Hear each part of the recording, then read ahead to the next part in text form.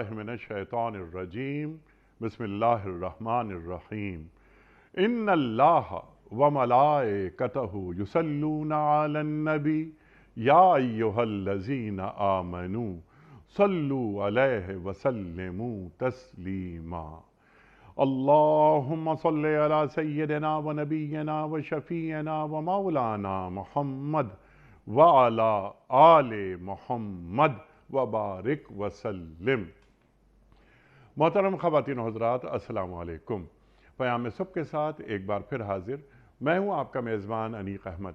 कुरान करीम को सीखते हैं रोज़ाना अपने मुल्क के जय्यद उलमा से, तशरीफ़ लाते हैं, ज़हमत फरमाते हैं। हम उनके सामने कुरान करीम की कम से कम एक आयत रखते हैं कि इसे खोलिए, वाज़े कीजिए, इसकी तफ़हीम ताकि हम पर वाज़े हो जाए। कुरान करीम कभी पुराना नहीं होता, शरीयत कभी पुरानी नहीं होती। शान नुज़ूल से लेकर लम्हे मौजूद तक जोड़ते हैं हमारे मुअज़्ज़ज़ उलमा और हमें बताते हैं कि अल्लाह ताला हमें कहाँ देखना चाहता है और अल्लाह ताला हमें कैसा देखना चाहता है। आज हम अपने मुल्क के एक जय्यद आलिम दीन से बात करवाएंगे जिस मौजू पर और जिन आयात पर, वो सूरह मोमिन की 2 आयात हैं, यानी 7 और 8। इन आयात में अल्लाह ताला क्या फरमा रहा है? फ़रिश्तों के हवाले से बात फरमा रहा है कि अर्श इलाही के हामिल फ़रिश्ते जो अर्श के गिरदो पेश हाजिर रहते हैं और अल्लाह की हम्द व सना करते रहते हैं, तस्बीह पढ़ते रहते हैं। अल्लाहु अकबर। वो ईमान वालों के लिए दुआए मग़फ़िरत भी करते हैं। अल्लाहु अकबर। किन ईमान वालों के लिए दुआए मग़फ़िरत करते हैं? वो कहते हैं कि ऐ हमारे रब, तो अपनी रहमत और अपने इल्म के साथ हर चीज़ पर छाया हुआ है, बस माफ़ कर दे और अज़ाब दोज़ख से बचा ले उन लोगों को जिन्होंने तौबा की और तेरा रास्ता इख्तियार किया। अल्लाहु अकबर। तौबा करना, अल्लाह की तरफ पलट आना और अल्लाह का रास्ता इख्तियार करना। अल्लाह का रास्ता इख्तियार कैसे किया जाता है? अल्लाह के रास्ते को इख्तियार करने से क्या मुराद है? अल्लाह के रंग को इख्तियार करना, सिबग़त अल्लाह, मन आसनो मिनल्लाहि सिबग़ा। जितना जितना मोहम्मदी रंग सल्लल्लाहु अलैहि वसल्लम हम पर चढ़ता जाता है, उतना ही अल्लाह का रंग हम पर गालिब आता जाता है। सवाल रखेंगे और ये फरिश्ते दुआ कर रहे हैं कि इनको क्या कर, इन लोगों को हमेशा रहने वाली जन्नतों में रख जिसका तूने इनसे वादा किया है, और इनके वालिदैन को, इनके बीवी बच्चों को जो साले हों उनको भी वहाँ उनके साथ पहुँचा दे। अल्लाहु अकबर। यानी जन्नत में वालिदैन, बीवी बच्चे मगर साले हों, ये शर्त लगा दी। बिलाशुबा तो कादिर मुतलक है और हकीम है। ख़वातीन व हज़रात, फरिश्ते ईमान वाले यानी अहले ईमान के लिए दुआ करते हैं। समझ में आती है बात? फरिश्ते अहले ईमान के लिए दुआ कर रहे हैं। अल्लाहु अकबर। सवालात बहुत सारे उठेंगे और हम रखेंगे मुफ्ती मोहम्मद नजीब साहब की खिदमत में। मुफ्ती मोहम्मद नजीब साहब से कौन वाकिफ़ नहीं? ख़वातीन व हज़रात, पाकिस्तान में पढ़ा, पाकिस्तान के बाहर पढ़ा, आज के हालात व वाक़यात पर भी भरपूर निगाह और आज के जदीद मसाइल का हल आप कुरान और सुन्नत की रोशनी में अता करते हैं। यानी जदीद और कदीम दोनों मसाइल पर आप गहरी निगाह रखते हैं। फ़ारिग़ तहसील दारुल उलूम कराची। मुफ्ती मोहम्मद नजीब साहब को खुश आमदीद कहते हुए प्रोग्राम का आगाज़ अल्लाह ताला के बाबरकत नाम से सूरह मोमिन और आयात 7 और 8। औज़ु बिल्लाहि मिनश शैतानिर रजीम, बिस्मिल्लाहिर रहमानिर रहीम। अल्लज़ीना यहमिलूनल अर्श व मन हौलहु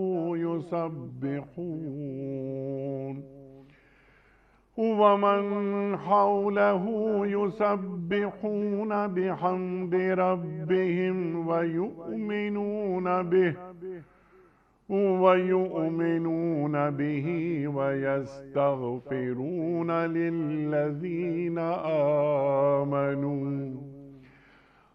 رَبَّنَا وَسِعْتَ كُلَّ شَيْءٍ رَحْمَةً وَعِلْمًا فَاغْفِرْ لِلَّذِينَ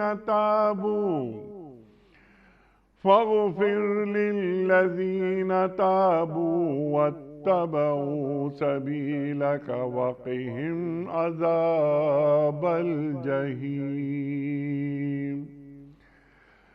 رَبَّنَا وَأَدْخِلْهُمْ جَنَّاتِ عَدْنٍ الَّتِي وَعَدتَّهُمْ وَمَنْ صَلَحَ مِنْ آبَائِهِمْ وَأَزْوَاجِهِمْ وَذُرِّيَّاتِهِمْ إِنَّكَ أَنْتَ الْعَزِيزُ الْحَكِيمُ صدق اللہ العظیم۔ عرش الہی کے حامل فرشتے اور جو عرش کے گرد و پیش حاضر رہتے ہیں سب اپنے رب کی حمد کے ساتھ تسبیح کر رہے ہیں۔ وہ اس پر ایمان رکھتے ہیں اور ایمان لانے والوں کے حق میں دعائے مغفرت کرتے ہیں۔ وہ کہتے ہیں کہ اے ہمارے رب، تو اپنی رحمت اور اپنے علم کے ساتھ ہر چیز پر چھایا ہوا ہے، پس معاف کر دے اور عذاب دوزخ سے بچا لے ان لوگوں کو جنہوں نے توبہ کی ہے اور تیرا راستہ اختیار کیا ہے۔ اے ہمارے رب، اور داخل کر ان کو ہمیشہ رہنے والی جنتوں میں جن کا تو نے ان سے وعدہ کیا ہے، اور ان کے والدین اور بیویوں اور اولاد میں سے جو صالح ہوں ان کو بھی وہاں ان کے ساتھ ہی پہنچا دے۔ تو بلا شبہ قادر مطلق اور حکیم ہے۔ خواتین و حضرات، محترم مفتی محمد نجیب صاحب کی خدمت میں اس سے پہلے کہ ہم رکھیں آج کے پروگرام کے حوالے سے پہلا سوال، کل کے پوچھے گئے سوال کا درست جواب اور آج کا سوال آپ کی خدمت میں۔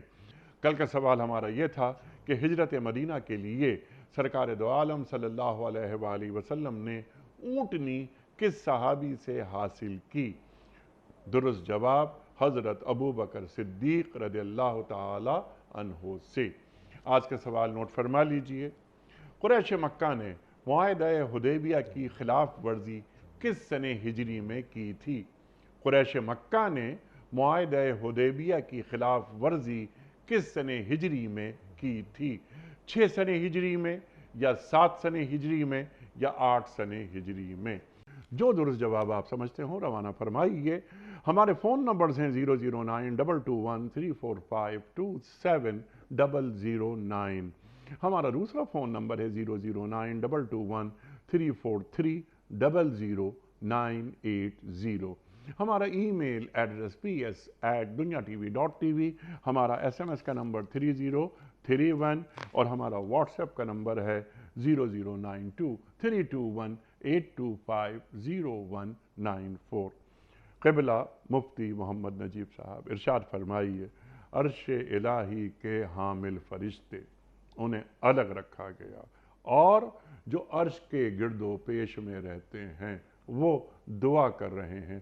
پہلے ہم عرش الہی کے فرشتوں کے حوالے سے بات کرتے ہیں، اور وہ فرشتے جو عرش الہی کے گرد و پیش میں رہتے ہیں یہ کتنے ہیں، کیا ان کا بیک گراؤنڈ ہے، دین کیا ہمیں بتا رہا ہے، اور ان کے فرائض کیا ہیں؟ ارشاد۔ بسم اللہ الرحمن الرحیم، نحمدہ ونصلی علی رسولہ الکریم۔ اللہ تبارک و تعالی نے جو فرشتوں کی مخلوق پیدا کی ہے، جی ہاں، فرشتوں کو تو اللہ جل شانہ نے محض اپنی عبادت، تسبیح، حمد اور ثنا کے لیے پیدا کیا ہے، جی ہاں، اور تعداد کتنی ہے اس کو تو کوئی شمار ہی نہیں کر سکتا، اس کی تعداد کو کوئی حد و حساب ہے ہی نہیں۔ اور اللہ تبارک و تعالی ہر وقت، ہر لمحے، ہر آن، ہر گھڑی وہ اللہ کی حمد میں مصروف ہیں۔ اچھا وہ اس قسم کی ضرورتوں سے آ رہی ہیں کہ انہیں جو ہے وہ کسی چیز کی ضرورت ہے، سونا ہے، تھک گئے ہیں، وہ اس قسم کی مخلوق نہیں، تو وہ تو ہر وقت اللہ تبارک و تعالیٰ کی حمد میں مشغول ہیں، اللہ تبارک و تعالیٰ کی ثنا میں مشغول ہیں، اللہ تبارک و تعالیٰ کی تعریفات میں مشغول ہیں، اور کچھ ایسے فرشتے ہیں جو سجدے میں ہیں تو وہ مستقل سجدے میں ہیں، کچھ ثنا میں ہیں، اور کچھ اللہ تبارک و تعالیٰ کے فرشتے مخصوص عبادتوں میں ہیں، کچھ ذکر میں ہیں تو وہ مستقل ذکر میں ہیں۔ تو اللہ تبارک و تعالیٰ نے جو فرشتوں کو پیدا کیا ہے ان کے ساتھ ان کی عبادتوں کو بھی خاص کر دیا ہے، تو ان کا کام، ان کی پیدائش کا مقصد ہی عبادت کے وہ خاص فرائض انجام دینا ہے جس کے لیے وہ پیدا کیے گئے ہیں، اور اللہ تبارک و تعالیٰ نے ان کو اس آزمائش میں ڈالا نہیں ہے جس آزمائش میں انسان کو ڈالا ہے کہ نفس اور شیطان اس کے ساتھ ہے، اس آزمائش سے وہ فارغ ہیں۔ تو وہ تو خالصتاً ان کے صرف اور صرف فوکس ایک ہی چیز ہے اور وہ ہے عبادت، اور وہ اللہ تبارک و کچھ فرشتے ہیں وہ دعا میں مشغول ہیں، کچھ ذکر اللہ میں مشغول ہیں، اور کچھ فرشتے جو ہیں وہ استغفار میں مشغول ہیں، وہ اللہ تبارک و تعالیٰ سے مغفرت طلب کر رہے ہیں۔ تو اللہ تبارک و تعالیٰ نے فرشتوں کی کتنی بڑی تعداد ہے، تو کوئی کہتا ہے کہ جس طریقے سے جو ہے جیسے سمندر میں آدمی ریت کے ذرات کو نہیں گن سکتا، پانی کے قطرات کو نہیں گن سکتا، اسی طرح فرشتوں کی تعداد کو گننا ممکن نہیں ہے، اتنی بڑی تعداد جو فرشتے جو گرد و پیش ہیں جی عرش الہی کے۔ لیکن اس کا کیا مطلب ہے کہ عرش الہی کے حامل ہیں، اٹھائے ہوئے ہیں، یعنی کیا وہ 4 ہیں اور قیامت کے دن وہ 8 ہو جائیں گے؟ نہیں، یہ تو ایک ہیں حاملین عرش، جی جو حاملین عرش فرشتے ہیں وہ تو یوں آتا ہے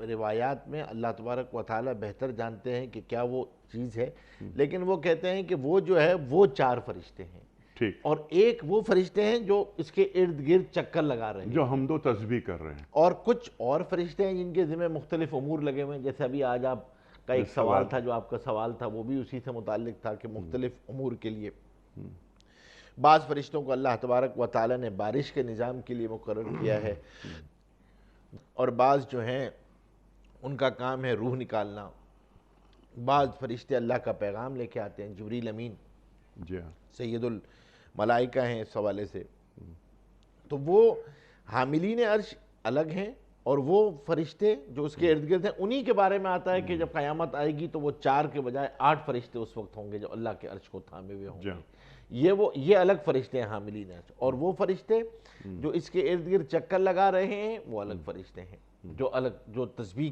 میں ہیں، حمد میں ہیں۔ اور اس آیت کے اندر جو ہے یہ جو فرشتے ہیں اللہ تبارک و تعالیٰ نے فرشتوں کو بعض دفعہ، جیسے رمضان المبارک میں آتا ہے کہ رمضان میں اللہ جل شانہ فرشتوں کو حکم دیتے ہیں کہ اپنی باقی عبادتوں کو چھوڑ دو اور روزے داروں کی دعاؤں پہ آمین کہا کرو۔ اللہ اکبر، اللہ تو روزے داروں کی دعاؤں پہ آمین کہتے ہیں وہ فرشتے، تو اتنے بڑے فرشتے آمین کہہ رہے ہوتے ہیں۔ اور اسی طریقے سے یہاں پر ایک بہت بڑی بشارت ان مومنین کے لیے ہے جو من اناب الی اللہ، جو اللہ تبارک و تعالیٰ کا راستہ اختیار کرتے ہیں اور توبہ کرتے ہیں، انابت الی اللہ، رجوع الی اللہ کرتے ہیں، تو یہ فرشتے بھی ان کے لیے دعائیں کر رہے ہوتے ہیں کہ یا اللہ ان کی کوتاہیوں کو درگزر فرما دیں، کمی کوتاہیوں کو درگزر فرما دیں، جو غلطیاں ہوں ان کو معاف فرما دیں۔ وہ لوگ جو خود توبہ کر رہے ہیں ان کے لیے یہ بھی دعا کر رہے ہیں، جو خود ہی توبہ نہ کرے تو وہ تو ان کی دعاؤں میں بھی نہیں، ان کی دعاؤں میں وہ لوگ شامل ہیں جنہوں نے رجوع الی اللہ کر لیا، جو اب اللہ کی طرف چل پڑے، جنہوں نے اب اپنا چہرہ اللہ کی طرف پھیر لیا، اب وہ مواجہت اللہ کی طرف چل پڑے، ان کے لیے یہ فرشتے دعا کر رہے ہیں۔ تو یہ بہت بڑی بشارت ہے اس آیت کے اندر کہ جب آدمی اللہ کی طرف رجوع کرتا ہے تو وہ جو اللہ کا نظام ہے وہ سارا نظام اس کا معین اور مددگار بن جاتا ہے، اور وہ نظام بھی اس کا معاون ہوتا ہے، تو وہ بھی اس کے فیسیلیٹیٹر ہوتے ہیں سارے کے سارے، اس کی دعاؤں میں بھی آمین کہہ رہے ہوتے ہیں، اس کے لیے دعائیں مغفرت کر رہے ہوتے ہیں، اس کے لیے مانگ رہے ہوتے ہیں۔ یہ اور اللہ تبارک و تعالیٰ نے تو بدلہ رکھا ہی ہے اس کے لیے، ان کے لیے جنت کا بدلہ ہے، تو جو اللہ تبارک و تعالیٰ نے بدلہ رکھا ہے یا اللہ ان لوگوں کو وہ بدلہ بھی عطا فرما دیجئے۔ تو آدمی اللہ کے اس گرینڈ سسٹم میں داخل ہو جاتا ہے جب آدمی اللہ کی طرف رجوع کرتا ہے، جو اللہ کا غیبی نظام ہے، کیونکہ فرشتوں کا نظام غیبی نظام ہے جس سے اللہ اپنی پوری کائنات کو چلا رہے ہیں، پوری کائنات کا نظام۔ جب آدمی رجوع اللہ کرتا ہے تو اب وہ سارے کا سارا نظام اس کا معین اور مددگار بن جاتا ہے، اور جب وہ معین اور مددگار بنتا ہے تو صرف یہ نہیں کہ باقی چیزوں میں، اس کی عبادات کے اندر بھی وہ معین و مددگار بن جاتا ہے، اور اس کے لیے یہ ان کی دعاؤں میں شامل ہو جاتا ہے، یہ آدمی ان کی دعاؤں میں شامل ہو جاتا ہے، وہ اس کے لیے دعا کر رہے ہوتے ہیں، اور یہ دعائے مغفرت ہے، دعائے مغفرت ہے، توبہ کے بعد کہ اے اللہ تو اپنی رحمت اور اپنے علم کی وجہ سے سب پر چھایا ہوا ہے، تو جانتا ہی ہے، اور تیری رحمت ہر چیز پر چھائی ہوئی ہے، کتب علی نفسہ الرحمہ، اللہ اکبر اللہ اکبر۔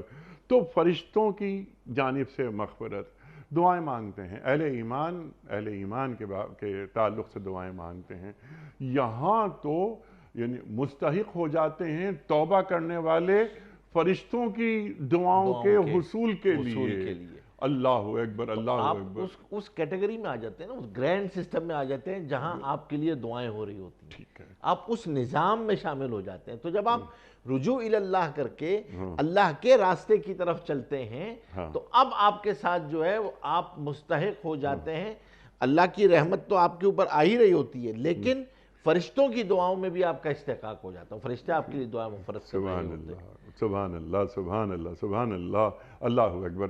لیکن شرائط توبہ، دوسری چیز یہ کہ جو تیرے راستے پر چلتے ہیں، توبہ کرنے کے بعد پھر اللہ کے راستے پر چلنے سے گریز نہیں کرتے، یہ نہیں کہ بار بار توبہ، جو کہ کوئی اس کا کوئی انت نہیں ہے توبہ کا، آدمی توبہ کرتا رہے، لیکن یہاں جو اللہ فرما رہا ہے کہ یہ مغفرت کی دعا ہم ان لوگوں کے لیے کر رہے ہیں کہ جنہوں نے توبہ کی اور جنہوں نے تیرا راستہ اختیار کیا۔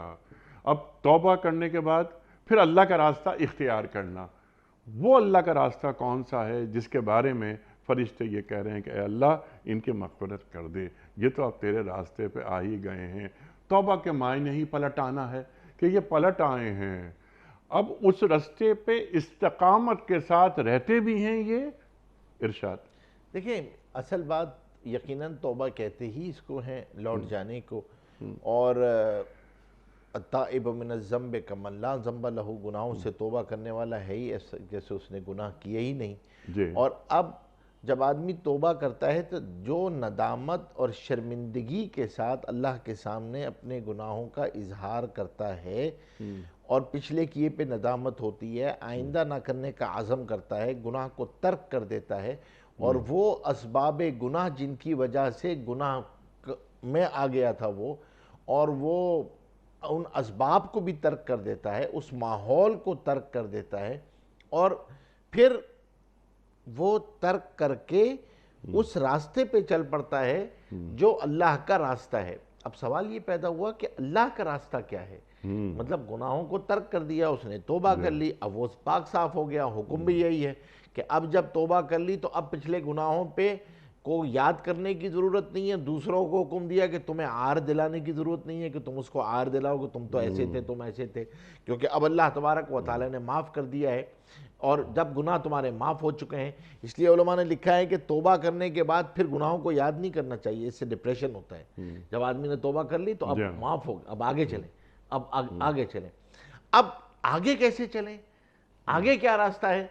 تو اب آپ نے جب یہ نیت کی ہے تو اب آپ نے گویا توبہ کے بعد نیت کی ہے کہ انی وجہت وجہی للذی فطر السماوات والارض، اب آپ کی مواجہت، اب آپ کو اللہ تبارک و تعالیٰ کے ساتھ اپنی روح کی مواجہت اختیار کرنی ہے۔ اچھا وہ کیسے کریں گے؟ اس کے لیے کیا ہے؟ اس کے لیے پھر آپ کے مزاج مذاق پہ اللہ تبارک و تعالیٰ اور حضور پاک صلی اللہ علیہ وسلم کا رنگ غالب ہونا چاہیے۔ سبحان اللہ۔ وہ رنگ کیسے آئے گا؟ وہ رنگ آئے گا کہ پھر آپ کے گفتار میں، آپ کے اخلاق میں، آپ کے ایمان میں، آپ کی گفتگو میں پھر وہ چیزیں ہوں جو اللہ کے احکامات ہیں، حضور پاک صلی اللہ علیہ وسلم کے طریقے ہیں، صلی اللہ علیہ وسلم، اللہ کی مرضیات کو اپنی ترجیحات میں شامل کریں سبحان اللہ، اور اس کے مطابق اب چلنا شروع کریں اس راستے پہ. پھر بھی آدمی غلطی ہوگی، پھر بھی کوتاہی ہوگی، لیکن دیکھا یہ جائے گا کہ چلنا شروع کر دیا یا نہیں شروع کر دیا. سبحان اللہ، توبہ تو مرتے دم تک ہے، غلطی ہوگی پھر توبہ کر لو، لیکن اس راستے پہ چلنا شروع کیا یا نہیں کیا، اس قرآن کریم کو اپنی ترجیحات میں شامل کیا. کیا آدمی نے اپنے آپ کو کسی ایسے ماحول میں لے کے آ گیا جو ماحول اس کے لیے معین ہو، ماحول اس کے لیے مددگار ہو، وہ ماحول کے ذریعے چل سکے؟ کیا اپنے آپ کو ماحول کے ساتھ اٹیچ کر لیا اس نے؟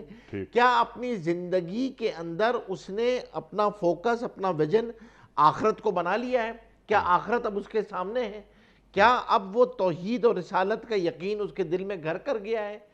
اب اگر یہ چیز اس کے سامنے آ گئی ہے اور اس راستے پہ وہ چل پڑا ہے، استقامت چلتے چلتے آ جاتی ہے، بشرط ہے کہ آدمی اس راستے کی طرف چلتا رہے، صحیح راستے کی طرف چلتا رہے. تو استقامت میں تاخیر ہوتی ہے، دیر لگتی ہے. شروع میں آدمی کو تکلفاً چلنا پڑتا ہے، پھر وہ عادت بنتی ہے، پھر وہ عادت عزم میں جا کر استقامت میں تبدیل ہوتی ہے. لیکن ایک راستہ پہ چل پڑے اس راستے پہ، اور کچھ چیزوں کو ترک کرنا ہے تو ان کو ترک کر دے. اسی لیے فرمایا کہ توبہ کی سب سے بڑی علامت یہ ہے کہ اب ان اسباب گناہ کو ترک کر دیا ہے. ٹھیک ہے، یعنی آپ یہ دیکھیں گے کہ بھئی میں راستے پہ چل رہا ہوں تو وہ اسباب کوئی دوستوں کی مجلس ہو سکتی ہے، وہ اسباب کوئی ماحول ہو سکتا ہے، وہ اسباب کوئی کاروبار ہو سکتا ہے، وہ اسباب کوئی ایسی چیز ہو سکتی ہے. ان اسباب کو اس نے ترک کر دیا ہے، اس جگہ سے وہ نکل کے اب وہ چل پڑا ہے اس کی طرف. تو اب جب اس طرف چل پڑا تو اب ظاہر سی بات ہے پھر اللہ تبارک و تعالی کی رحمت کے اندر وہ شامل ہو جاتا ہے، فرشتوں کی دعاؤں کا مستحق ہو جاتا ہے. اب جو اس راستے کی طرف چل پڑا ہے سبحان اور اللہ، اللہ سے مانگ رہا ہے، اپنی زندگی میں مرضیات کو تلاش کر رہا ہے، اپنی اللہ کی مرضیات کو تلاش کر رہا ہے، اور جو چیزیں ہیں اپنی شخصیت کی درستگی اسی طرح کر رہا ہے، اپنی تزکیہ کر رہا ہے. اور پھر جب وہ یہ تزکیہ کرتا جاتا ہے تو یہ فلاح بھی آ جاتا ہے اس کے اندر، قد افلح من تزکا. اور پھر اس کے اندر جو ہے وہ فلاح کے اندر بھی شامل ہو جاتا ہے، کامیاب لوگوں میں بھی شامل ہو جاتا ہے.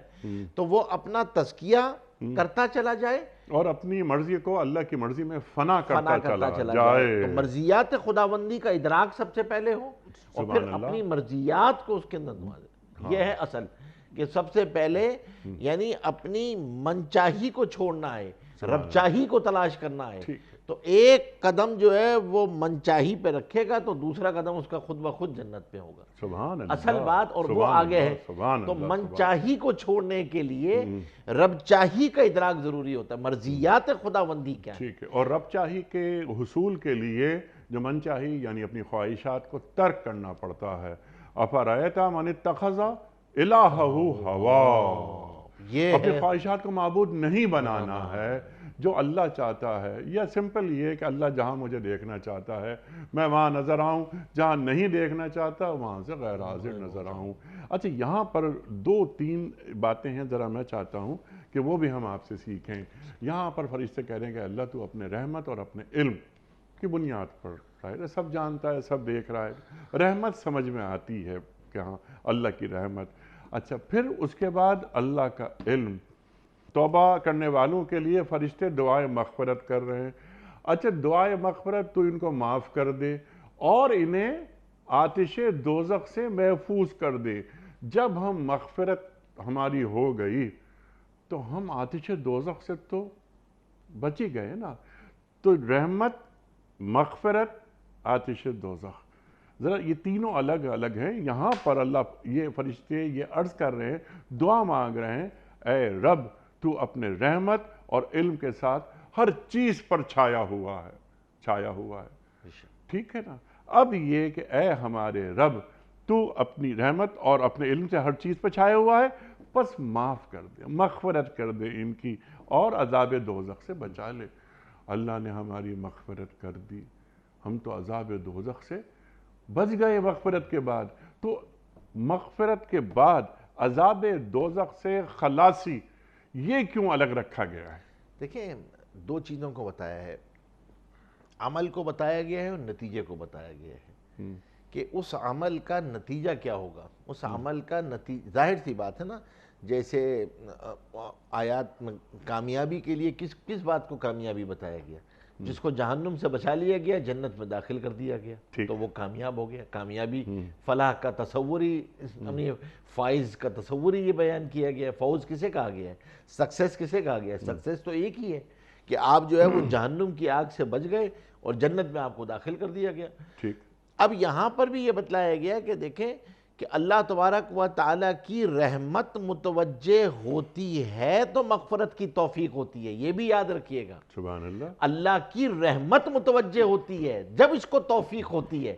پہلے آدمی اپنے کسی عمل کی نیت کی وجہ سے اللہ کی رحمت میں شامل ہوتا ہے، اور وہ رحمت اس کو توفیق دیتی ہے کہ یہ جو ہے وَمَا تَشَاءُونَ إِلَّا إِن يَشَاءَ اللَّهُ، وہ پھر یہ مغفرت کی توفیق اس کو ہوتی ہے کہ یہ توبہ کرتا ہے. توبہ کی توفیق اللہ کی رحمت سے ہوگی. اللہ کی رحمت متوجہ ہوگی، اس کو مغفرت کی توفیق ہوگی، یہ گناہوں سے توبہ کرے گا، اور اگر یہ اس راستے پہ چل پڑے گا جو اللہ کا راستہ ہے اور اپنے آپ کو گناہوں سے بچاتا ہوا چلتا چلا جائے گا، تقوی کی زندگی اختیار کر لے گا، تو اب اس کا ٹھکانہ جو ہے اللہ تبارک و تعالیٰ اس کو جہنم کی آگ سے محفوظ رکھیں گے.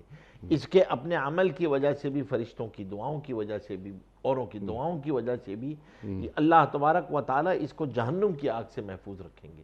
جہنم کی آگ گناہوں کی زندگی کا نتیجہ ہے، جنت اعمال صالحہ اور ایمان پہ زندگی گزارنے کا، رب چاہی کے مطابق زندگی گزارنے کا نتیجہ ہے. تو وہ کامیابی ہے اور یہ ناکامی ہے. یا اللہ اس ناکامی سے اس کو بچا لیجئے جو ہمیشہ ہمیشہ کی ناکامی ہے. تو جس کو اللہ تبارک و تعالیٰ نے توبہ کی توفیق عطا فرما دی اور اس کو توبہ کی توفیق مل گئی، تو اللہ تبارک و تعالیٰ نے اس کے گناہوں کو معاف فرما دیا اور وہ اب اللہ کے راستے کی طرف چل پڑا، اللہ کی مرضیات کو تلاش کرنا شروع کر دیا، تو پھر اللہ تبارک و تعالیٰ اس کو جہنم کی آگ سے محفوظ فرماتا ہے. یہ نتائج ہیں اس کے، یہ کانسیکوینسز ہیں اس کے، یہ ریزلٹس ہیں اس کے. ایک زندگی ہے، اس کا ایک نتیجہ ہے، ڈیسٹینیشن ہے. ایک زندگی ہے، ایک راستہ ہے، اس کا ایک ڈیسٹینیشن ہے. یہاں کی کامیابی، یہاں کی ناکامی تو کوئی کامیابی اور ناکامی نہیں ہے، یہ تو ٹرانزٹ ہے. اس کی کامیابی ناکامی نہیں ہے، کامیابی ناکامی تو آگے ہے. ہاں، راستے کا چناؤ آپ کو یہاں پہ کرنا ہے، راستہ آپ کو یہاں پہ چننا ہے. اس راستے پہ چلیں گے تو یہاں پہنچیں گے، اس راستے پہ چلیں گے تو یہاں پہنچیں گے. اللہ نے دونوں راستے آپ کے لیے وعدے کر دیے ہیں، وہ اللہ تبارک و تعالیٰ نے آپ کو اختیار دے دیا ہے. اور انبیاء کرام علیہ السلام نے آ کر یہ واضح کر دیا ہے کہ بھائی دیکھو یہ راستہ آخرت. اسی لیے انبیاء کرام علیہ السلام جب دنیا میں تشریف لاتے ہیں تو وہ لوگوں کا رخ جو ہے وہ خالق کی طرف پھیرتے ہیں اور دنیا سے آخرت کی طرف پھیرتے ہیں، مال سے اعمال کی طرف پھیرتے ہیں کہ دیکھو آخرت کا راستہ یہ ہے، جنت میں جانے کا راستہ یہ ہے، اس راستے کے یہ چیزیں ہیں، اس طرح چلو گے. اور من چاہی کا راستہ وہ انسان کو پھر جہنم کی طرف لے کے جاتا ہے. تو اسی لیے فرشتے بھی جب یہ دعا کر رہے ہوتے ہیں تو اس کے لیے یہ دعا، اور اس لیے اس دعا کو باقاعدہ کہا گیا جنت اللہ سے مانگا کرو، جنت کو مانگنا چاہیے، جہنم کی آگ سے پناہ مانگا کرو. اس کو حکم دیا گیا اس کا کہ یہ یہاں تو فرشتے ہمارے لیے جنت مانگ رہے ہیں. ہاں، فرشتے آپ کے لیے دعا کرتے ہیں. اور یہ جنت اس کے آگے کی جو دعا ہے کہ اے ہمارے رب، اور داخل کر دے ان کو ہمیشہ رہنے والی ان جنتوں میں جن کا تو نے ان سے وعدہ کیا ہے. اللہ اکبر، اللہ اکبر. فرشتے ہم تو دعا مانگے جیسے آپ نے فرمایا کہ اللہ سے جنت مانگا کرو، اور جنت بھی جنت الفردوس اعلیٰ طبقہ. اللہ اکبر، اللہ اکبر. تو فرشتے دعا کر رہے ہیں، فرشتے معصوم ہوتے ہیں، معصوم دعا کر رہے ہیں ہمارے لیے، بشرطے کہ ہم توبہ کر لیں. اور کیا آپ نے اچھی بات فرمائی کہ اللہ کی رحمت ملتی ہے تبھی ہمیں توبہ کی توفیق ہوتی ہے. توبہ کی توفیق ہوئی، اللہ کی رحمت کے مستحق ہو گئے، مغفرت کا مرحلہ آ گیا، اور مغفرت ہو گئی، اللہ نے ڈھانپ لیا اپنی رحمت سے ہمارے گناہوں کو اور ہمیں آتش دوزخ سے بچا لیا. اللہ اکبر، اللہ اکبر. اور فرشتے، اب اسی پر ہم بات کر لیتے ہیں جو آگے آ رہی ہے بات کہ فرشتے دعا کر رہے ہیں اے اللہ تو انہیں جنتوں میں داخل کر. اب یہ کون سی جنتیں ہیں؟ اللہ اکبر. ایک قرآن کریم کی ایک آیت ہے نا کہ جو اللہ کے وَلِمَنْ خَافَ مَقَامَ رَبِّهِ جنتان. اللہ اکبر اللہ اکبر. ارشاد فرمائیے کہ جو اللہ کے خوف سے کھڑا رہا اس کے لیے جنتیں ہیں. یہ کون سی جنتوں کی بات ہو رہی ہے؟ اور اللہ تعالیٰ کو اس کا وعدہ یاد دلایا جا رہا ہے. کون یاد دلا رہا ہے؟ فرشتے یاد دلا رہے ہیں. تو کیا اللہ تعالیٰ بھولتا نہیں ہے؟ اللہ تعالیٰ قرآن میں یہ فرماتا ہے کہ تمہارا رب بھولتا نہیں ہے. تو فرشتے یاد دلا رہے ہیں کہ دیکھیے آپ کا وعدہ ہے کہ توبہ کرنے والوں کو جنت میں بھیج دوں گا میں. تو اور جنتیں یہاں جمع کا صیغہ کیوں ہے؟ دیکھیں اصل بات یہ نہیں ہے کہ کوئی یاد دلا رہا ہے. جیسے میں نے آپ کے لیے لفظ استعمال کیا تھا نا کہ یہ بنیادی طور پہ ان کی دعائیں آپ کے لیے فیسیلیٹیٹر بن جاتی ہیں. وہ تو وہ یہ دعا کر رہے ہیں کہ یا اللہ تو نے جو مومنین کے لیے وعدے کیے ہوئے ہیں اور جن جنتوں کا وعدہ کیا ہے جن کو نہ کسی آنکھ نے دیکھا نہ کسی کان نے سنا نہ کسی کے دل پہ اس کا گمان گزرا، جو ایسی اللہ تبارک و تعالی نے جنتیں بنائی ہیں اور ان جنتوں کے اندر اللہ تبارک و تعالی نے، اور ظاہر سی بات ہے ایک ہی چیز ہے جو ایمان جس کی بنیاد پہ وہ ملے گی، اور جس نے اللہ تبارک و تعالیٰ کا خوف دامنگیر رہا، اللہ کی محبت دامنگیر رہی اور اللہ سے ملاقات کا اشتیاق اور شوق اس کے دل میں رہا، تو اللہ تبارک و تعالیٰ جنت اس کو عطا فرمائیں گے جہاں پر اللہ تبارک و تعالیٰ نے اس کی ہر خواہش کو پوری فرمائیں گے. آپ سوچیں نا، ہر خواہش کو فرمایا، جو یہ سوچے گا ہر خواہش کو اللہ تبارک و تعالیٰ جنت میں ادنا، یعنی ایمان کے ذرے پہ بھی جو اس کو جنت عطا کی جائے گی وہ دنیا سے 10 گنا بڑی جنت ہوگی. وہ دنیا سے 10 گنا بڑی جنت ہوگی جو اس کے ذرے پہ عطا کی جائے گی. تو اللہ تبارک و تعالی نے جو وہ جنتیں بنائی ہیں اور جو اس کے لیے ہمیشہ رہنے کی جگہ ہے، جہاں موت کو بھی جانور کی شکل میں لا کے ذبح کر دیا جائے گا کہ وہاں پہ موت نہیں ہے، وہ ہمیشہ رہنے کی جگہ ہے. تو اللہ تبارک و تعالی اس کو یہ صفت عطا فرمائیں گے کہ جو یہ سوچے گا وہ اللہ تبارک و تعالیٰ اس کا وجود ہوگا، اس کو مل جائے گا اس کو فوراً. کہ کوئی پرندے اڑتے ہوئے جا رہے ہوں گے اور یہ سوچے گا کہ بھائی اس کا جو ہے وہ سالن بن کے آ جائے تو وہ سالن بن کے آ جائے گا، یہ ہڈیاں پھینکے گا وہ پھر پرندے بن کے اڑ جائیں گے. اللہ تبارک و تعالیٰ نے شراب کی نہریں بنائی ہیں، دودھ کی نہریں بنائی ہیں، شفاف پانی کی نہریں بنائی ہیں، اور اللہ تبارک و تعالیٰ نے شہد کی نہریں بنائی ہیں، اور سطح زمین پہ وہ نہریں وہ چل رہی ہوں گی. اللہ تبارک و تعالیٰ کا جو وہاں پہ سارے کا سارا نظام ہے ان جنتوں کا، جس کو ہر نبی نے آ کے بیان کیا ہے، حضور پاک صلی اللہ علیہ وسلم نے بھی آ کر بیان کیا ہے. تو اس میں آپ سوچیں کہ پھر اللہ تبارک و تعالیٰ جو حوریں اس کو عطا فرمائیں گے، جو اللہ تبارک و تعالیٰ نے وہاں پہ اس کے لیے خواہشات پوری کرنے کی جگہ، اس لیے فرمایا کہ دنیا خواہشات پوری کرنے کی جگہ نہیں ہے. اس لیے فرمایا کہ الدنیا سجن المؤمن ہے، یہ مومن کے لیے قید خانہ ہے، مومن کے لیے جیل کی طرح ہے. یہ کچھ یہاں تو پابندیوں کے تحت زندگی گزارنی ہے. آزادی تو اللہ تبارک و تعالی نے جنت میں رکھی ہے اس کے لیے، یہاں نہیں ہے. وہاں اس کی ہر خواہش کو پورا کر دیا جائے گا. اس کے لیے جو ہے وہ دعا کر رہے ہیں، اس کے لیے فرشتے دعا کر رہے ہیں کہ اللہ ان کو عطا فرما. پھر جو ان کے ساتھ ان کے گھر والے، ان کے کنبے والے، وہ بھی سارے کے سارے جو ہیں وہ اس کے ساتھ جو ہیں وہ جانے والے ہوں. کون؟ جو ایمان والے ہوں، جو صالح ہوں، جو جو انہوں نے اپنا راستہ اللہ کا راستہ اختیار کیا تھا، ان کی اتباع میں انہوں نے بھی اللہ کا راستہ اختیار کیا ہو، انہوں نے بھی اپنی ایمان اور اعمال کے مطابق زندگی گزاری ہو، تو یا اللہ ان کو بھی وہ عطا فرما دے. تو آدمی جو ہے وہ اس نے نیت کی ہوتی ہے، بعض دفعہ اس کے دل میں آیا ہوتا ہے، بعض دفعہ حرص ہوتی ہے، اور اس کو جو ہے وہ اللہ تبارک و تعالی فرشتوں کی دعاؤں کی بدولت، تو آدمی کو بعض دفعہ نہیں پتہ ہوتا کہ اس کو جو عمل کی توفیق ملی ہے یہ کسی کی نظر ہے، اللہ کی رحمت ہے، کسی کی دعا ہے، کیا چیز ہے، بعض دفعہ آدمی کو اندازہ نہیں ہوتا. لیکن یہ پورا نظام ہے جو چل رہا ہوتا ہے. اسی لیے کسی کی دعا رائے گاہ نہیں جاتی. آپ جب دوسرے کے لیے دعا کرتے ہیں تو آپ کی دعا بھی قبول ہوتی ہے، اس کے لیے بھی قبول ہوتی ہے. اور فرشتے جیسے آپ نے فرمایا معصوم عن الخطا ہیں، ان سے غلطی تو ہوتی نہیں، وہ اس سے پاک ہیں اور مستجاب الدعوات ہیں، ان کی دعاؤں کو اللہ تبارک و تعالیٰ قبول کرتے ہیں۔ تو آدمی یہ تصور کرے، کبھی کبھی یہ مراقبہ کرنا چاہیے، تصور کرنا چاہیے کہ دیکھیں جب آدمی اللہ کے راستے میں چلتا ہے تو وہ کتنے گرینڈ پروٹوکول میں شامل ہو جاتا ہے، کتنا گرینڈ پروٹوکول ہے وہ اللہ کا، کہ آدمی یعنی فرشتوں کی توجہات میں شامل ہو جاتا ہے وہ، اور فرشتے اس کے لیے دعائیں کر رہے ہوتے ہیں، اس کے لیے نہیں، اس کے گھر والوں کے لیے بھی دعائیں کر رہے ہوتے ہیں۔ لیکن جب ایک آدمی اللہ کے لیے کھڑا ہو جاتا ہے تو یہ جو دنیا کی توانائیاں ہوتی ہیں، انرجیز، وہ بھی اس کے ساتھ ہوتی ہیں۔ اس کو ذرا ہم اس انداز سے اگر لیں تو اس کے اندر کوئی نگیٹیوٹی نہیں ہوتی۔ نگیٹیوٹی جس آدمی کے پاس ہوتی ہے جو اللہ تعالیٰ کی نافرمانی کرتا ہے، اس کے ساتھ نگیٹیوٹیز ہوتی ہیں، منفی رویے ہوتے ہیں، اس کے پاس توانائیاں نہیں ہوتی۔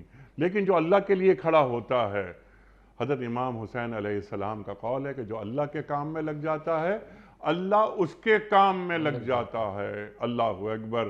تو کائنات کی جو توانائیاں ساتھ چل رہی ہیں، اس میں ایک توانائی فرشتوں کی بھی ہوتی ہے کہ فرشتے پھر ساتھ دیتے ہیں، جیسا آپ نے فرمایا کہ معصوم عن الخطا ہوتے ہیں، اللہ کے حضور وہ دعائیں کرتے ہیں اہل ایمان کے لیے، اور اہل ایمان ان تمام تر انرجیز کے ساتھ، اور پھر جب اللہ کی تائید اسے حاصل ہو جاتی ہے تو اس کے لیے کام کرنا بڑا آسان ہو جاتا ہے۔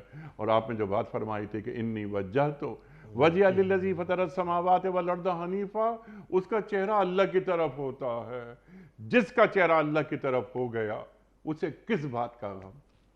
الا ان اولیاء اللہ لا خوف علیہم ولا ہم یحزنون۔ اللہ اکبر۔ اچھا یہ بھی فرما دیجئے مفتی صاحب کہ جنت کے بھی یہاں طبقات کا ذکر ہو رہا ہے کہ یعنی مختلف طبقات ہیں؟ بالکل، جنت کے اندر بھی مختلف طبقات ہیں، اور طبقات بھی جو ہے وہ ہر اعتبار سے اس کے اندر طبقات ہیں، اور ایمان کے اور اعمال کے اعتبار سے ہی ہر ایک کی الگ الگ کیٹیگری ہے اس کے اندر۔ اور مومنین کے اندر بھی جیسے آپ نے ابھی فرمایا کہ حضور پاک صلی اللہ علیہ وسلم نے فرمایا جس کا مفہوم ہے حدیث پہ کہ جنت کو مانگا کرو اور جنت الفردوس کو مانگا کرو۔ سبحان اللہ، سبحان اور اللہ تبارک و تعالیٰ نے ایک جنت ہے جو اللہ نے اپنے ہاتھوں سے بنائی ہے، اللہ تبارک و تعالیٰ بنائی ہے اس جنت کو، اور باقی اللہ تبارک و تعالیٰ نے اپنے کن سے بنائی ہے۔ یہ جو جنتیں ہیں اس کے اندر بھی درجات ہیں۔ اس وقت آدمی کو اندازہ ہوگا کہ ایک مرتبہ سبحان اللہ جو میں نے کہا، ایک مرتبہ لا الہ الا اللہ جو کہا، ایک نیکی جو کی، اس کی وجہ سے کیا فرق آیا، اور ایک مرتبہ الحمدللہ کہا تو کیا فرق ہوا۔ تو اب آدمی کو جب آدمی یہ جو اللہ کا ذکر کر رہا ہوتا ہے تو پھر اس کی وجہ سے، اس لیے تو فرمایا نا کہ جنت چٹیل میدان ہے، جنت تو چٹیل میدان ہے، جو آپ سبحان اللہ الحمدللہ لا الہ الا اللہ کہہ رہے ہوتے ہیں، یہ درخت ہیں۔ جب سبحان اللہ کہتا ہے تو ایک درخت لگا دیا جاتا ہے کہ 100 سال تک ایک عربی گھوڑا اس کے سائے کے نیچے دوڑتا رہے تو اس کا سایہ ختم نہ ہو۔ پھر آدمی کسی کی مدد کرتا ہے تو وہاں تو آپ جو نیکیاں کر رہے ہوتے ہیں اللہ کے ہاں وہ قبول ہوتی چلی جاتی ہیں، اس کی انویسٹمنٹ خود بخود جنت میں ہوتی چلی جاتی ہے۔ وہ جنت میں کسی عمل کے نتیجے میں محلات بن رہے ہوتے ہیں، کسی عمل کے نتیجے میں درجات بلند ہو رہے ہوتے ہیں، کسی کی دعائیں آپ کو لگ رہی ہوتی ہیں اور آپ کی بڑھوتری آ رہی ہوتی ہے، جیسے اس کے اندر یہ دعا ماں باپ کی دعائیں لگ رہی ہوتی ہیں، فرشتوں کی دعائیں لگ رہی ہوتی ہیں۔ پھر جو آپ نے فرمایا کہ جو آدمی کا جو یعنی جو نظام ہے وہ اس کے سامنے کھلتا چلا جاتا ہے۔ اللہ کا ایک غیبی نظام ہے نا، ہدایت جب آدمی کے قلب پہ آتی ہے اور جب رحمت اللہ کے قلب یعنی انسانوں کے قلب پہ اللہ کی رحمت آشکارا ہوتی ہے، تو جس طریقے سے سورج کی روشنی میں آپ کو چیزیں نظر آ رہی ہوتی ہیں، اس ہدایت کی روشنی میں آپ کو فرشتوں کا نظام نظر آتا ہے کہ کائنات چل کیسے۔ ہم یہاں بیٹھے ہوئے ہیں دین کی بات کر رہے ہیں، اس کو اسٹوڈیو کو جو ہے وہ فرشتے گھیر لیتے ہیں آ کے کہ یہاں پہ اللہ تیرا ذکر ہو رہا ہے، آسمان سے ایک رحمت نازل ہوتی ہے جس کا نام سکینہ ہے، وہ ایسی مجالس پہ نازل ہو رہی ہوتی ہے۔ ہمارے کتنے لوگ بیٹھ کے سن رہے ہیں وہاں پہ، ان گھروں میں اس وقت اللہ کا ذکر ہو رہا ہے، وہ لوگ سن رہے ہیں، اللہ کی رحمت متوجہ ہے، فرشتوں نے گھروں میں فرشتے آ جاتے ہیں، اللہ کی رحمت متوجہ ہو جاتی ہے۔ اعمال فرشتوں کو کھینچتے ہیں، ان کی غذا ہے وہ۔ فرشتے ڈپیوٹ اسی پر ہیں کہ جہاں اعمال ہو رہے ہیں وہاں پہنچو ان کے پاس فوراً، ان کی مدد کرو۔ گھروں میں اعمال ہوتے ہیں تو اب وہ گھر آسمان جن گھروں میں اللہ کا ذکر ہوتا ہے، قرآن کریم کی تلاوتیں ہو رہی ہوتی ہیں، آسمان والوں کے نزدیک ایسے چمکتے ہیں جیسے زمین والوں کے نزدیک ستارے چمکتے ہیں، اللہ کی رحمتیں نازل ہوتی ہیں، فرشتے گھروں میں ٹھکانہ بساتے ہیں، فرشتے گھروں میں رہ رہے ہوتے ہیں، جب نیک عمل کریں گے فرشتے اس کے ارد گرد ہوں گے، اور اسی کو تائید الہی کہتے ہیں، اسی کو تائید اور الہی۔ جس کو تائید الہی حاصل ہو جائے اس کو خوف یا حزن ہو سکتا ہے؟ نہیں، اس کو خوف بھی نہیں ہوتا، اس کو حزن بھی نہیں ہوتا، وہ کیفیت اس پہ طاری نہیں ہوتی ہے۔ ہاں ایک عارضی طور پہ تو تکلیف ہر ایک کو ہوگی، ایک عارضی تکلیف ہر ایک کو ہوتی ہے، انسان ہے، ہوگی، اور ایک غیر اختیاری چیز ہے، لیکن اس کے نتیجے میں اس کے اعمال متاثر ہو جائیں، ایمانی خدا نہ خواستہ کوئی بول ایسے نکل جائیں جس سے ایمان متاثر ہو، ایسی چیز اس کے اوپر نہیں آتی ہے اللہ والے کی۔ وہ تو چیزوں کو اللہ کی طرف منسوب کرتا ہے کہ یہ اللہ کی طرف سے حالات آئے ہیں، جو کچھ آئے ہیں، اور ان کو دور بھی اللہ ہی کرے گا۔ اب جب وہ کرتا ہے جو آپ نے بتایا کہ جو اس کے کام میں لگ جاتا ہے، اللہ اس کے کام میں لگ جاتے ہیں۔ من اصلح فیما بینہ و بین اللہ، جو اپنا معاملہ اللہ سے درست کر لیتا ہے، اصلح اللہ فیما بینہ و بین الناس، اللہ اس کا معاملہ لوگوں کے ساتھ درست کر دیتے ہیں۔ جو اللہ سے ڈر کے چلتا ہے، ساری کی ساری مخلوقات اس سے ڈرتی ہیں، جو اللہ سے ڈرنا چھوڑ دیتا ہے پھر مخلوقات اس کو ڈراتی ہیں۔ اللہ یہ جو کنیکٹیوٹی ہے نا اللہ کے نظام کے ساتھ، اس کنیکٹیوٹی کا نام ایمان ہے۔ یہ جو آپ کنیکٹیوٹی آ جو جاتی ہے نا، معبود اصلی کو چھوڑ دیتا ہے تو اس کو مصنوعی معبود باطلہ کے سامنے سجدہ کرنا پڑ جاتا ہے۔ آپ کیونکہ آپ کے سیلین فیچر میں ہے کہ آپ نے کسی کے آگے جھکنا ہے، اپنی خواہش کے آگے جھک جاؤ، نفس کے آگے جھک جاؤ، معبود باطلہ کے آگے جھک جاؤ، یا اللہ تبارک و تعالیٰ کے آگے جھک جاؤ۔ یہ آپ کی چوائس ہے۔ اللہ تبارک و تعالیٰ انبیاء کرام علیہ السلام کو بھیجتے ہیں یہ بتانے کے لیے کہ دیکھو یہاں نہیں جانا، یہاں کرنا ہے تمہیں۔ میں بنانے والا ہوں کائنات کا، اور میں ہی اس کائنات کو بنایا، میں ہی کائنات کو چلانے والا ہوں۔ اب ہمیں کیا ہے کہ ہم توبہ کا اہتمام، توبہ استغفار کا اہتمام کریں۔ جب ہم توبہ استغفار کا اہتمام کر رہے ہوں گے، اپنی ذات کو فائدہ نہیں ہو رہا ہوگا، بلکہ آپ اس کائنات کے اس نظام میں شامل ہو جائیں گے جہاں فرشتے آپ کے لیے دعائیں کرنے لگ جائیں گے، اور آپ فرشتوں کی دعاؤں کے مستحق ہو جائیں گے، اور فرشتے آپ کے لیے دعائیں کر رہے ہوں گے، تو آدمی اس راستے کی طرف جب چلنا شروع ہوتا ہے تو اللہ کا غیبی نظام اس کی تائید میں آتا ہے۔ سبحان اللہ، سبحان اللہ۔ یہ اصل چیز ہے، اللہ کا غیبی نظام اس کی تائید میں چلنا شروع ہو جاتا ہے، اور پھر اللہ تبارک و تعالی اس کے وقت میں برکت عطا فرماتے ہیں، اور وقت کے برکت میں عطا فرما دیتا ہے، اس کے ہاتھ کو اپنا ہاتھ بنا دیتا ہے، اس کی آنکھ کو اپنی آنکھ بنا دیتا ہے۔ ہاتھ ہے اللہ کا، بندہ مومن کا ہاتھ، غالب و کار آفرین، کار کشا، کار ساز، جو اقبال فرما رہے ہیں۔ بس اللہ کے راستے پہ چلنا پڑتا ہے۔ اللہ اور اکبر۔ اپنی من چاہی کو مارنا پڑتا ہے، من چاہی کو مارنا پڑتا ہے، اپنی مرضی کو اللہ کی مرضی میں فنا کرنا پڑتا ہے۔ وَمَا تَشَاءُونَ إِلَّا أَن يَشَاءَ اللَّهُ۔ اللہ اکبر۔ آخری حصہ پروگرام کا اور آیت کا بھی آخری حصہ، لیکن اس سے قبل پھر ایک قول یاد آیا مجھے، حضرت امام حسین علیہ السلام کا۔ آپ فرماتے ہیں سب کچھ پا لیا مگر اللہ کو کھو دیا، کچھ بھی نہیں پایا۔ جس نے اللہ کو پا لیا اور سب کچھ کھو دیا، اس نے کچھ بھی نہیں کھویا، اللہ اسے مل گیا۔ تو اللہ کو اللہ سے کیسے مانگا جاتا ہے، اس پر کسی اور وقت آپ سے بات کریں گے، لیکن وقت کیونکہ ختم ہو رہا ہے پروگرام کا، ایک بہت اہم بات اللہ یہاں بیان فرما رہا ہے کہ پھر اللہ کیا کرے گا۔ دعا مانگی جا رہی ہے، فرشتے دعا مانگ رہے ہیں، اور اے اللہ تو ان کے والدین، ان کی بیوی بچوں کو، مگر وہ صالح ہوں، صالح بیوی بچوں کو، والدین کو وہاں ان کے ساتھ ہی ملا دے۔ تو عزیز ہے، تو حکیم ہے۔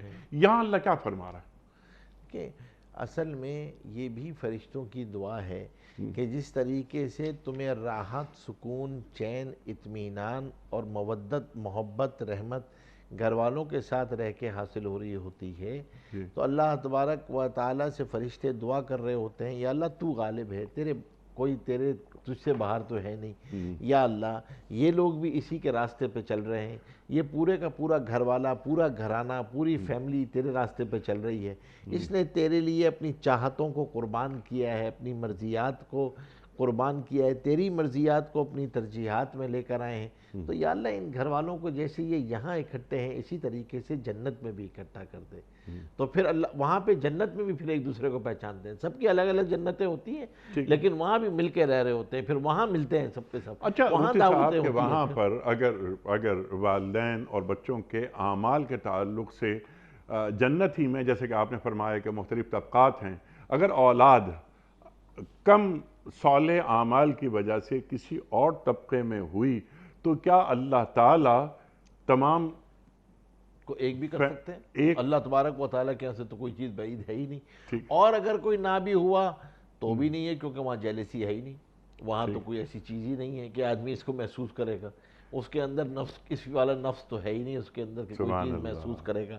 وہاں تو یہ خوشی ہی اتنی بڑی خوشی ہوگی کہ مل گئے یہاں پہ آ کے، اس جگہ پر مل گئے، اس جگہ پر ملاپ ہو گیا، اور اگر دل چاہیں گے کہ ایک ہی جگہ پہ کر دیں تو اللہ تبارک و تعالیٰ قادر ہے اس پہ، اللہ ایک جگہ پہ، فرشتے اسی جگہ دعا کر رہے ہیں، فرشتوں کی دعا یہی ہے۔ ٹھیک ہے، اور اسی لیے اللہ تعالیٰ نے اپنی جو صفت ہے عزیز، اللہ غالب ہے، یہاں اللہ تبارک بیان کی، اللہ جل شانہ ہو، کہ اللہ سے تو کوئی پوچھنے والا نہیں ہے، اللہ تبارک و تعالیٰ تو غالب ہے، اور کس کی دل کی خواہش، تمنا، نیت قبول ہو جائے یہ کوئی پتہ نہیں۔ اس لیے کہتے ہیں کہ بھائی اپنی نیتیں جو ہے نا اور تمنائیں جو ہیں وہ سچی رکھا کرو۔ اللہ تبارک کون سا وقت قبولیت کا ہوتا ہے، کب یہ تمنا قبول ہو جائے، کب یہ نیت قبول ہو جائے، کب یہ اندر کی دعا جو ہے وہ تڑپ جو ہے، یہ ہڑک جو ہے یہ قبول ہو جائے، آدمی کو نہیں پتہ ہوتا۔ قبولیت کے لمحات ہوتے ہیں، اور وہ اللہ کے یہاں قبول ہو جائے تو بس آپ کنیکٹ ہو جاتے ہیں۔ تو اصل بات جو ہے وہ یہ ہے کہ ایک تو کثرت استغفار اللہ سے مغفرت طلب کرتے رہیں، استغفار کو پڑھتے رہیں، اور اللہ تبارک و تعالیٰ سے توبہ کرتے رہیں۔ توبہ جو ہے نا وہ تجدید عہد وفا ہے، توبہ جو ہے نا وہ آپ کے ایمان کو تازہ رکھتی ہے، وہ جلا بخشتی رہتی ہے، پالش ہوتا رہتا ہے ایمان، ایمان کی فنگس دور ہوتی ہے توبہ سے، ایمان پہ بھی فنگس آ جاتی ہے، یہ فنگس دور ہوتی ہے توبہ سے، توبہ کا اہتمام کرتا ہے آدمی، ٹوٹ جائے پھر توبہ کر لو، ٹوٹ جائے پھر توبہ کر لو۔ آپ فرشتہ اللہ تبارک فرشتوں سے کہتے ہیں دیکھو توبہ مجھ سے مانگ رہے ہیں نا، اس کا مطلب اس کو پتہ ہے میں معاف کرنے والا ہوں، جبھی تو میرے ہاتھ پھیلائے۔ تو اللہ تبارک و تعالیٰ تو گناہوں کو معاف کرتے ہیں، ولا ابالی، اللہ کہتے ہیں مجھے کوئی پرواہ نہیں ہے۔ تو اللہ سے مانگنے عادت ڈالیں اس بات کی، گھر والوں کو بھی، بچوں کو بھی، سب اس بات کی عادت ڈالیں کہ بھئی ہم جو ہے نا وہ توبہ کرنے کی عادت ڈالیں، استغفار کی عادت ڈالیں۔ اور یہ استغفار شکر گزاری کی بھی ایک شکل ہے۔ بے شک شکر گزاری کی کہ اللہ جو تو نے نعمتیں عطا کی تھیں اسی میں تو میری کوتاہی ہوئی ہے، یا اللہ تو معاف کرنے والی ذات ہے، تو معاف فرما دے۔ جس طرح نعمت کا حق ادا کرنا چاہیے تھا اس طرح نعمت کا حق ادا کر اللہ سکے۔ اکبر۔ اللہ کے رسول صلی اللہ علیہ وآلہ وسلم استغفار پڑھا کرتے تو ام المومنین حضرت عائشہ صدیقہ رضی اللہ تعالی عنہ نے عرض کی کہ آپ تو بخشے بخشائے ہیں، آپ کیوں استغفار پڑھ رہے ہیں؟ تو اللہ کے رسول کیا فرماتے ہیں صلی اللہ علیہ وآلہ وسلم کہ افلا اکونا عبدا شکورا، کیا میں اللہ کا شکر گزار بندہ نہ بنوں؟ اللہ اکبر، اللہ اکبر۔ تو شکر گزاری کے لیے بھی ضروری ہے کہ استغفار کا ورد کیا جائے۔ اللہ الحمد، جیسا آپ نے فرمایا الحمدللہ پڑھا جائے، سبحان اللہ پڑھا جائے، اللہ اکبر پڑھا جائے، اللہ اکبر۔ تو یہ کہ زبان اللہ کے ذکر میں تر رہنی چاہیے۔ بالکل، جب یہ اللہ کے ذکر میں تر رہتی ہے تو پھر اللہ تبارک و تعالی نے جنت فرمایا نا، ذاکرین کے لیے جنت کے 8 دروازے ہیں، ایک دروازہ ذاکرین کے لیے مخصوص ہے، جو ذکر کرتے ہوئے اس جنت میں داخل ہو جائیں گے۔ تو اللہ اپنی زبان کو اللہ کے ذکر سے رد سبحان اللہ، اللہ کا ذکر کرتے ہوئے اور اللہ تعالیٰ کی فرما برداری کرتے ہوئے، اے اللہ تو نے یہ فرمایا میں تیرا بندہ ہوں، تیرا عبد ہوں، تیرا غلام ہوں، تو مجھے ایسا دیکھنا چاہ رہا ہے، تو میں نے اپنی پوری زندگی پوری کوشش کی تیرے احکام پر عمل کرنے کی۔ اب میرا وقت آخر ہے، میں جا رہا ہوں، لیکن میں نے اپنے تئیں پوری کوشش کی تیرے دین پر عمل کرنے کی۔ تو یا ایتھا النفس المطمئنہ ارجعی الی ربک راضیۃ مرضیہ فادخلی فی عبادی وادخلی جنتی۔ مفتی صاحب بڑا ممنون، بڑا شکر گزار آپ تشریف لائے۔ خواتین و حضرات، وقت مکمل ہوا ہمارے آج کے پروگرام کا۔ یہ سورہ مومن اور آیات 7 اور 8 پر تفصیلی گفتگو فرمائی مفتی محمد نجیب صاحب نے، اور بتایا ہمیں کہ فرشتے دعا مانگتے ہیں ان لوگوں کے لیے کہ جو توبہ کرتے ہیں اور اللہ کے بتائے ہوئے راستے پر رہتے ہیں۔ اللہ اکبر، اللہ اکبر۔ خواتین و حضرات، وقت مکمل ہوا۔ کوئز کل کا سوال ہمارا یہ تھا کہ ہجرت مدینہ کے لیے سرکار دو عالم صلی اللہ علیہ وآلہ وسلم نے اونٹنی کس صحابی سے حاصل کی؟ درست جواب حضرت ابو بکر صدیق رضی اللہ تعالی عنہ سے۔ آج کا سوال نوٹ فرما لیجئے۔ قریش مکہ نے معاہدہ حدیبیہ کی خلاف ورزی کس سنہ ہجری میں کی تھی؟ قریش مکہ نے معاہدہ حدیبیہ کی خلاف ورزی کس سنہ ہجری میں کی تھی؟ 6 سنہ ہجری میں، 7 سنہ ہجری میں، یا 8 سنہ ہجری میں؟ جو درست جواب آپ سمجھتے ہوں روانہ فرمائیے۔ ہمارے فون نمبرز ہیں 00922134527 ہمارا دوسرا فون نمبر ہے 009222343000980 ہمارا ای میل ایڈریس ps@duniatv.tv ہمارا SMS کا نمبر 3031 اور ہمارا واٹس ایپ کا نمبر ہے 009232182509194۔ وقت قرآن دازی کا۔ محترم مفتی صاحب ایک پرچی نکال کر اعلان فرما دیجئے۔ آج کے ونر ہیں محترم محمد حامد احمد، زبیدہ پارک، شہر سمناباد، لاہور۔ لاہور۔ محمد حامد احمد صاحب لاہور سے آپ کی خدمت میں دنیا ٹی وی کی جانب سے دینی کتب پر مشتمل گفٹ ہیمپر آپ کے گھر بذریعہ کوریئر روانہ کیا جا رہا ہے۔ آپ کو بہت بہت مبارک ہو۔ پیام صبح کا اختتام ہوتا ہے روزانہ ایک قول پر، اور وہ قول ہوتا ہے صاحب نہج البلاغہ امیر المومنین حضرت علی مرتضیٰ کرم اللہ وجہہ کا۔ آپ فرماتے ہیں عقل خیر کا سرچشمہ اور جہل شر کا مرکز ہے۔ عقل خیر کا سرچشمہ اور جہل شر کا مرکز ہے۔ سبحان اللہ، سبحان اللہ۔ اپنے میزبان انیق احمد کو اجازت دیجیے۔ خدا حافظ۔